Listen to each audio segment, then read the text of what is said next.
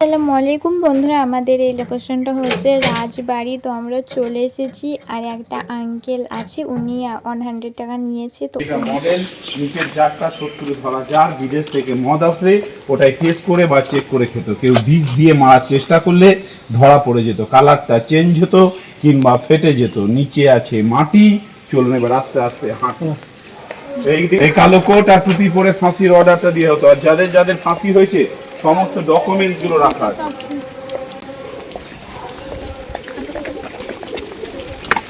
ওই ফাঁকা গার্ডেনটা দেখছেন, এই যে লোহার ল্যাম্পপোস্টটা, এগুলো চারদিকে চারটি থাম ছিল, চারদিকে বেলজিয়ান কাজ দিয়ে ঘেরা ছিল, আর তলে সেট পাথর দিয়ে বাঁধানো ছিল। এই জায়গাটা ছিল একদিন নাচমহল, এখানে বিভিন্ন রকম বাইজিদের নাচানো হতো।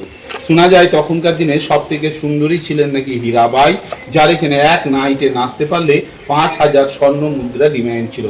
জায়গাটাই ছিল নাচমহল, এখন হয়ে গেছে ফাঁকা মহল, বাইরে আছে গাড়ি। চলুন তাড়াতাড়ি এগিয়ে আসুন। এটার নাম বলা হয় দরবার হল, মানে বিচার সভা। এখানে বিচার করতেন, সে বিচারে যাদের ফাঁসির অর্ডার হতো, ওই ভাঙা ঘরগুলো দেখছেন, ওগুলোই ছিল জেলখানা। বন্দি করে রাখতো, রীতিরকম অত্যাচার টর্চারিং করার পর তাদেরকে ফাঁসি ঘরে ফাঁসিটা দিত। এখন সেই ফাঁসি ঘরটা আপনাদের দেখা।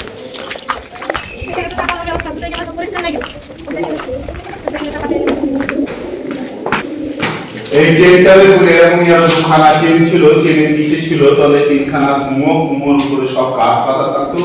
কাপড়ে দাঁড় করিয়ে গলায় ধরে সব পরে দিত, অ্যাঙ্গেলটা টানলে কাঠটা সরে যেত। ফাঁসি দেওয়ার পর দড়ি কেটে ফেলে দিলে এটা গঙ্গায় চলে যেত। এখানে একজন বাচ্চা এবং তার মা এই কুমোতে পড়ে মারা গিয়েছিল, যার লাশটা পাওয়া যায়নি বলে প্লেট দিয়ে পুরোটা বন্ধ করা আছে। এটাই ছিল ফাঁসির ঘর, এখন হয়ে গেছে ফাঁকা ঘর।